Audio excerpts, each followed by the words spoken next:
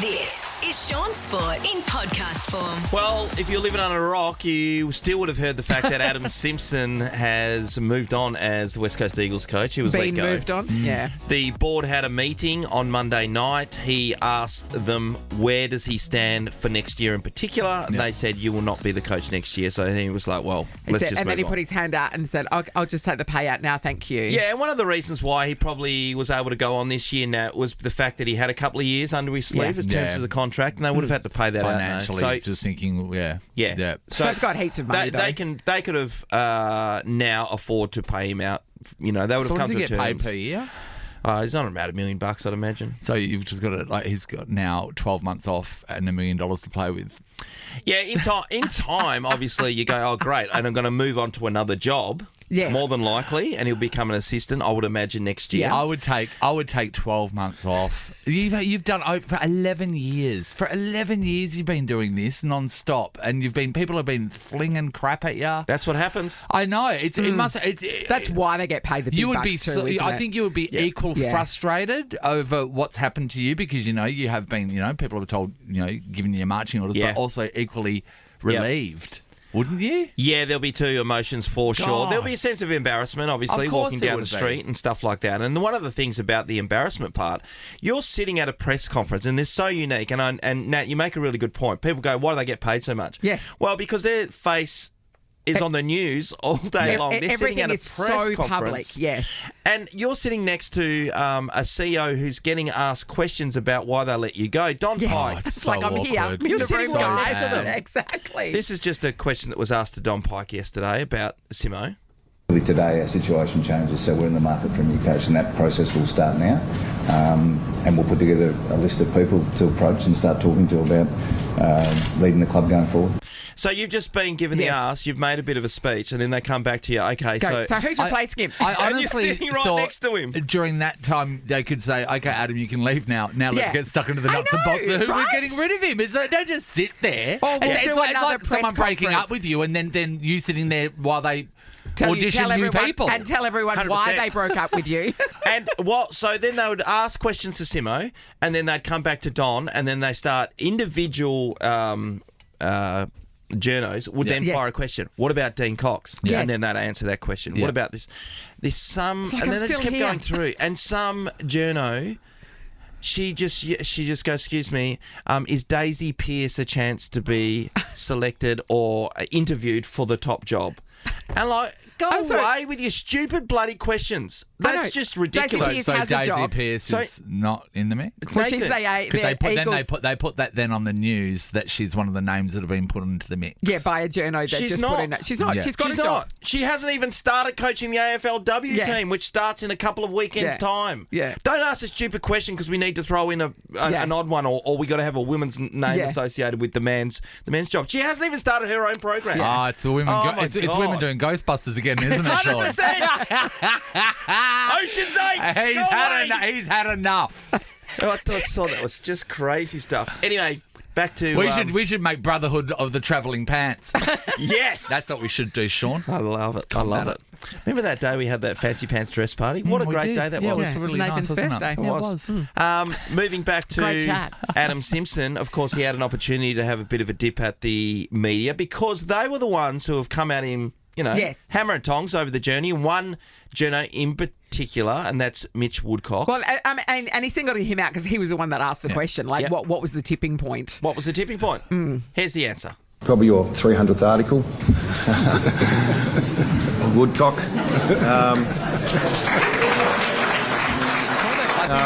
Not really. It's what, and you guys can be cruel sometimes. Really, I mean, you got to keep that in check because we're human and we have families. So you want more access to our players. Treat them with a bit more respect. Would be a good start. You got to do your job as well, and we get that. It's the industry. So no, there wasn't really a time. It just feels like time now. Yeah, there's always. And he's from the West, right? And then the front page of the West. The front page. The front page of the West today is pretty pointed, and you go, So they it's just a graphic that shows the win-loss record for the last 4 years or so. So 8 out of 62 games. No matter how many he's been winning or not winning over the last couple of years, he's done a lot for the Eagles, and he's a I think he sort of coach. demands respect for the job that you've put in for not only the West Coast but also for WA for the last 11 years. That cover wasn't it. That is kicking someone when they're down. 100%. That really is. And it did seem, it felt to me like it was retaliation for that response. Well, who cares? They've been writing articles about him in individuals. Exactly. And if, let's say that was Ross Lyon who got that opportunity there, he would have given it to him way more than Simmo did. Oh, yeah. Simmo was quite, kind about it, really. Yeah. What a tough day for his family too. I know. Well, that's what he said. We've got families. We've got kids. They've got kids that have to go to school. Yeah. So who's your money on? So Dean Cox has been thrown around. Yep. Ash Hanson's been thrown around. Yep. Nathan Buckley's name's in the mix, but he's not going to take the job, right? So he could play. He could coach Tasmania. So So I think it's just those two. There's always just someone who comes out of left field. Yeah. And I know there was a guy, Brady Rawlings, who was at North Melbourne, who interviewed amazingly well for the Fremantle job, like next level. And he's someone that people wouldn't even think about his name. Jamie Graham as well. Jamie Graham was linked on Channel 7 as well, and he's a superhuman being. Yeah. Daisy Pearce. Mate, go away with your stupid Daisy Pearce questions. As I said, she hasn't even coached the AFLW team that begins in a couple of weeks. Morning, Daisy. Hi, Daisy. Hi, Daisy. She's getting paid a fortune and she deserves it, and I hope she goes terrifically well for the West Coast Eagles. Do you think we're ever going to get in a stage where there will be a female coach for a male AFL team? Nah, not in the short term, not in the next 10 years. You don't think so? Not at all. Someone wants to be woke and go, yeah, we'll do that. But what's unwoke about? If they've got the experience and they're really good. Where are they getting it from? Well, I don't know. He's saying 10, 20 years down the track. 20 years, maybe. Yeah, but say within the next 5 years or whatever, because women's the AFLW is growing and it's beginning, and the experience that you're getting, whether it be from women playing or men playing, you're still gaining experience. So if someone is just an incredible coach. Yeah, an incredible coach. You can't fathom it. Look at his face. You can't fathom it. No, you wouldn't like it. No, I didn't say I didn't. I just can't see that in the next 20. Oh, I don't think I can see that in the next 15 years. That's for sure. All right, let's I think they need to get a lot of experience. Timestamp this on the C drive, Harry. Shaun's made a call. Shaun Sport in podcast form. Always great to have the big Mav in the house, Matthew Pavlich. And there's been so much news going on, Pav. Of course, you're on 9 News. We can see you and Fox on the weekends covering the football. But the Adam Simpson situation has been coming for a while, so no surprises. No, I think he even said it yesterday, didn't he, himself, that it wasn't a shock for him and or the players and the staff, that there'd been a lot of tension and a lot of talk brewing for... Yes. At least 12 months, maybe even longer if you think back to where they've ended up. 8 wins out of the last 65 matches. It's just, it got a toll too much for him, and it sounded like after the weekend against Melbourne, really disappointing game against Hawthorn here 2 weeks ago. They sort of produced a similar type of effort. It's not necessarily that you lose the game, but just how you lose it. Lots of uncontested marks and easy football for the Demons, lots of easy goals, and it sounds like they got to Monday night and they obviously had a call and said, am I a part of the plans? And the obvious answer was no, you're not. So they've been able to work through the settlement. How funny during the press conference when they said that you're going to be coaching the last game. Yeah, and he said, I'm not sure yet. Yeah. You know what that says to me is that they actually haven't got the legal document signed yet. So he's just using that as a little bit of leverage to get his. Do you think he will coach on Sunday? I don't think he will. No. Would you? Yeah. There'd be a part of me where they'd be like, bugger you. Yeah. I don't know. But I think the fans do want to say goodbye to him. He's still held in high regard. And I think once the dust settles over the last 24 hours, he'll probably want to say goodbye to his players, to his staff, to the fans as well. But because I made mention before, Pav, you go out and coach against Brisbane, right? So the governor's out already, we know that. And then you get walloped by 10 goals against the Lions. How's that a good send-off for you anyway? Yeah, it isn't. But I mean, getting sacked on a Monday is not a great send-off either. I don't know. I think once the dust settles, he'll probably think, you know what, this might be the last opportunity for us as a family, because he's had the 4 kids and his wife as well have actually gone the distance for the last 11 years. And let's not forget, it's ended really badly for Adam Simpson and the Eagles in terms of the last 2 years. 2 wins, 3 wins, 3 wins. But it started really well. Yeah. The first 5 or 6 seasons. And he's always a premiership coach. Correct. Yeah, so I think it's easy to think about the last really bad bit and not actually, and for him, maybe he's nostalgic, maybe he's not, but to maybe just think about that on the way out, so an important thing. Yeah, the body of work is there. There's no question about that. So as a player, Pav, just thinking about, is Simmo going to get some calls? When you were captain and there was a few coaches who went by the wayside, and even Ross at the end of it, did you make the call and have a conversation with them? I was retired when Ross... but the big one for us was when Mark Harvey obviously got the chop at the end of 2011. I certainly made the phone call. That was a phone call to Mark Harvey. You rang Mark Harvey. No, not to sack him. I didn't know the captain had to do that. I was actually across the road here at the Subi Hotel having lunch. We'd finished the season, and Chris Bond, the footy manager at the time, called me. And he said, have you got a moment? I was with some other people. I was actually with Michael Thompson at the end of the year. And I said, hang on, let me just go away from the table. Yeah. You could tell that it was a serious phone call. And he said, I'd just like to let you know that Mark Harvey's no longer our coach and Ross Lyon will be. And I was completely gobsmacked. I had no idea. It was a bit of a blindside for 100%, everybody. Yeah, I mean, I've been on record as saying that we'd given both Mark and the club some feedback about his own coaching at that time, but it was certainly not... didn't see any of that coming. So that was a huge surprise. But I still remember some players were flat as a tack, some players were joyous, and some players were probably ambivalent. So it's going to be the same right now for a lot of West Coast players. There's obviously the text messages, the scandal that happened. There'll be those players that are really happy.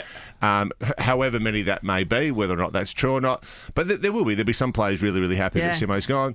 And there'll be others, probably some of the more senior players, that'll be devastated that they're... Harley Reid posted a really nice tribute to him. Okay. And he said, thanks for being sort of guiding the very beginning of my career. And he hasn't even known him that long. So, I want to know, when you were given that phone call about Mark Harvey and you were out for lunch, then you've got this hot bit of information. You go back to lunch. What happens? I tried my poker face. I actually took a moment. So I was literally at the back of the old Subi. Got in the car and left. You know where the drive-through used to be? Yes. I was like tucked between the pub and the drive-through. And I just had to take a moment to gather myself because, that's huge information. That I was like, okay. Because I couldn't tell anyone at that point. No. It was basically the footy manager calling the captain saying, we're going to execute this in the next couple of hours. We just want to let you know. So it hadn't even been done? No. Oh, Pat. And then you have to go back to lunch and just act with like Tomo. nothing's... With a journalist. Yeah. With a journalist. And so I acted like nothing was happening. And then I think he got a phone call a few hours later or an hour or so later when it was starting to break. And he said, did you know about this? I said, yeah, of course. Did you just shovel food in your mouth so you couldn't talk with your mouth full? Oh, God. He recalls the story now and says that he hadn't, that the demeanour hadn't changed, but he said that you did go quiet for a little while. Because you're worried that something's going to fall out of your mouth. It's an interesting time for West Coast. So straight away, everybody moves on to who's going to coach them as well. And, Dean Cox and Ashley Hanson's been thrown up. Nathan Buckley is just not going to happen. Daisy Pearce, Shaun. Daisy Pearce. Someone asked Daisy Pearce. I was like, come on, don't ask stupid Don Pike questions. even got asked yesterday, will he coach, which is just bizarre. Bizarre. I know. That would have been funny. It's like, Adam, you're no longer coach, and now I am. Well, people were saying, Pav, that he most likely would have been the person they would have gone if he to. was From a senior position. If they had have asked last year. I think if it's not Dean Cox, then Josh Carr is the next best assistant coach at the moment, but it sounds as though he's going to get the Port job. There's even murmurings yesterday that Ken Hinkley, that was going to be terminated very shortly. Now, whether or not that's true, who knows? The rumour mill's doing so much at this point in the team of the season when teams aren't necessarily going well. But Port are in the 8 or just outside of the 8, so I'm not sure. I think that's that legacy or that transition will happen within about 12 months. But I think those two are the two best regarded assistant coaches going around outside of the senior coaches that have sort of exited the game. So I think that, and I mean, right now it's Dan Cox's to lose, surely. You would think. He would think so too. And it'd be good to have somebody who's played at the club. He's a legend of the AFL. Absolutely. A whipping bloke as well. Yeah, and to see where he came from too, because he was up in Karratha, Dampier, playing footy and stuff like that. Made his way down out of nowhere. Do you guys look at people that you were colleagues or people that you went through and they've gone on to be successful? All the time have. Every single Our person receptionists have gone on to amazing things. So, but did you, when you reflect on it, did you go, I saw that? Because there's a few. So Not always. say Abby Jelmy, right? Yes. When she was on reception, we had her on our show so many times because she has the most beautiful Her voice is amazing. And she was just very natural. And we knew that she was going to... Okay, so there's one you knew. Is there someone that has shocked you? You go, oh my God, you might not want to say it, but is there someone that you go, the they've done really surprising well? one, essentially, would be Janine Booth. Janine Booth, I was just thinking. She was one of our Casanovas, part of the story very team. talented. Moved to America, ends up on the American version of MasterChef, and is now a celebrity chef in America. She was on top restaurant. She was on Did Top she Chef cook for over you there. ever? Yeah. No. Did she ever cook? No. And now what's she's going like on? cited as one of when they talk about Gordon Ramsay or what she's in those names in that Because environment. I'll ask you, Shorty, is there a couple of players that you played with that are now either assistant coaches or even senior coaches, and you're like, I'm not sure if I saw that coming?